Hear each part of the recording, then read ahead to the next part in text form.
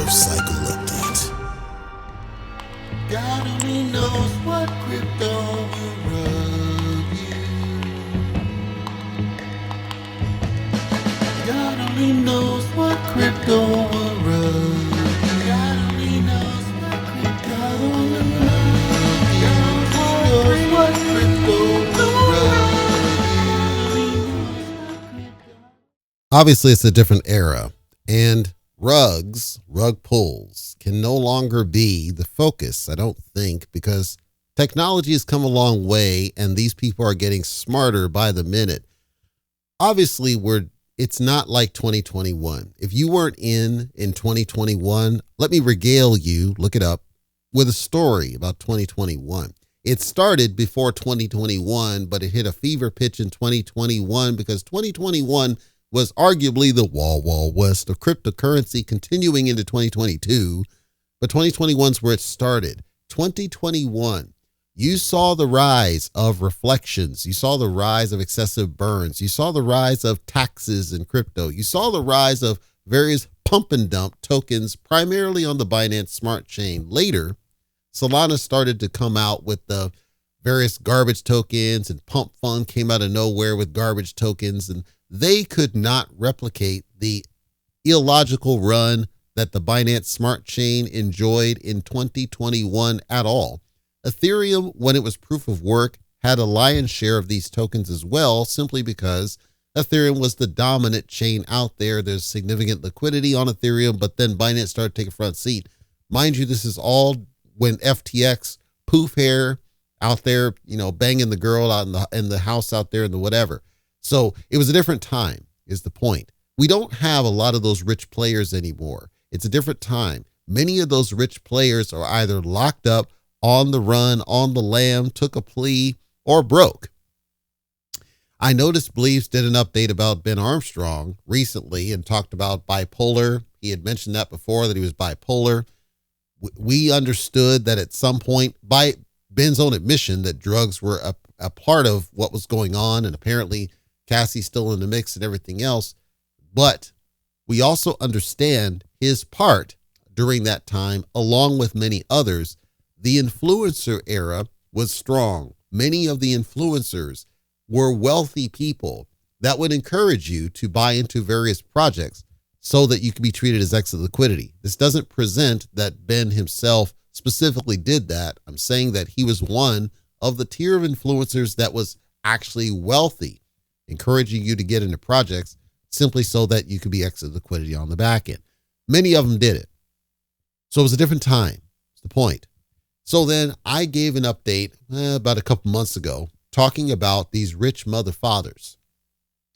And there are people listening to me right now, CryptoTalk.fm, who might know who it is that I'm alluding to with my next quick message, that being that certain rich mother fathers actually might have the best of intentions, meaning that they're just gambling, right? Rolling the dice on something, and they're investing their money out of pocket to see if something works. And they try a bunch of different things. It's not that they're trying to rip you off specifically, but it turns out that things fail. We're not talking the car salesman on Seifu, who is a blatant scammer. We're talking, like I would argue that the devs of Libero are in this category. Spinning up new shinies is my term for those people, where they just create another project thinking that it's going to be something.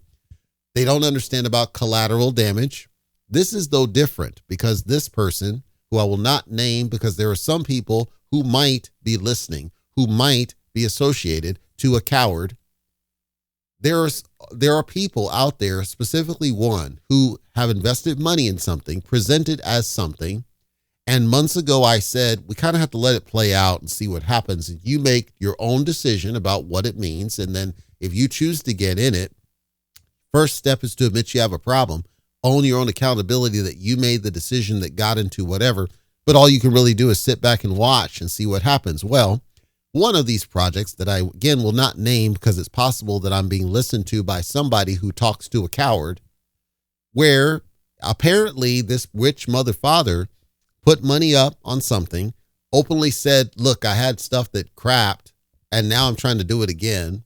And I'm trying to make this work, and I put my own money up on it.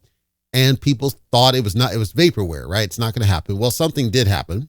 We still don't know what it is. I had somebody on the comments, this is like December or something, that was saying, you honestly don't think this is real, do you? And I said, I think something's real. I think something will launch. There's too much evidence. There's a test net. There's all this. And so I figured something's got to come of it. I just don't know what what the freak it is. I'm trying not to swear.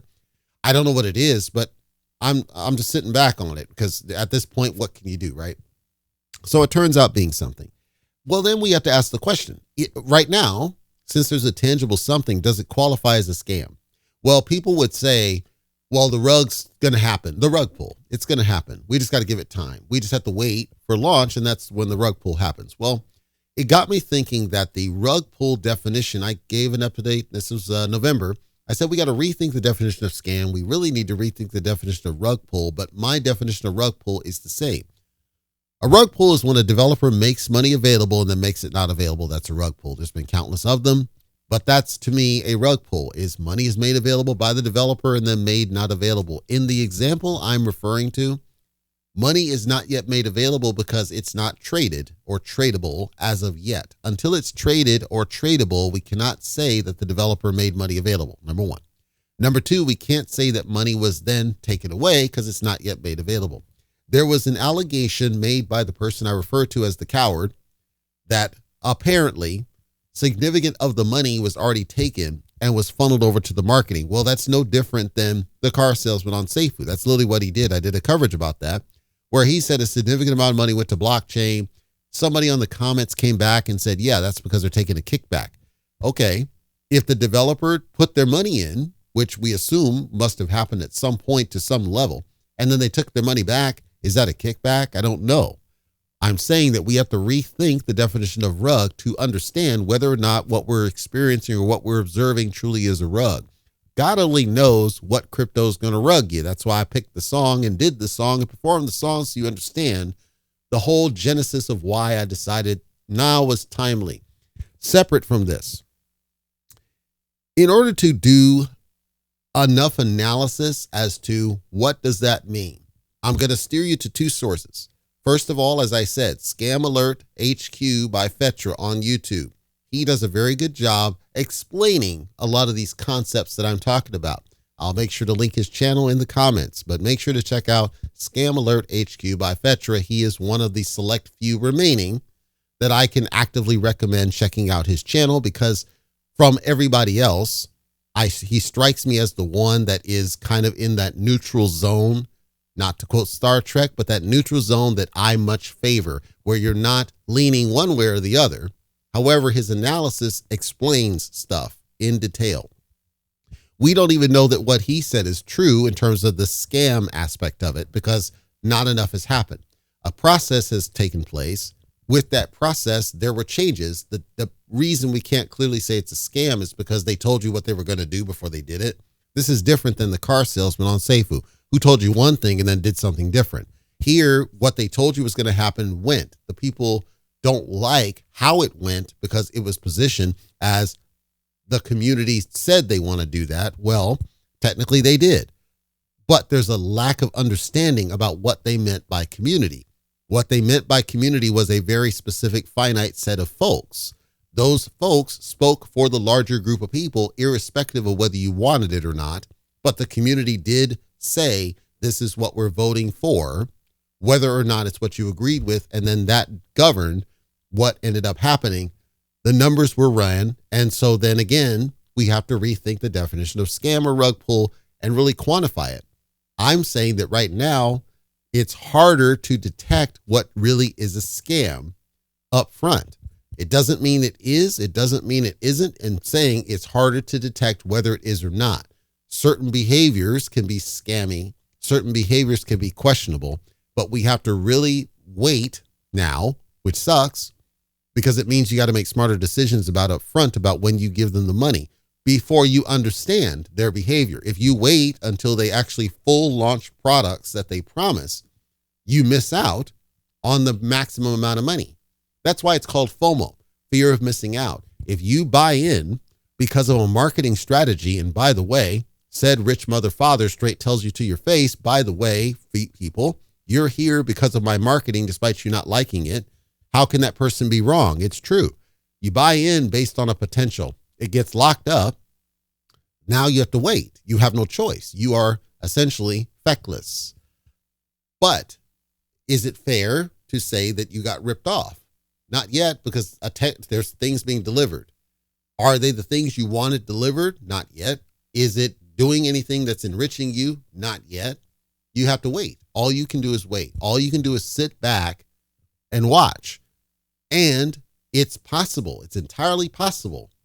All of that's, the money's gone, and then it's a true rug. But that's determined after the fact. It's possible the money's gone now.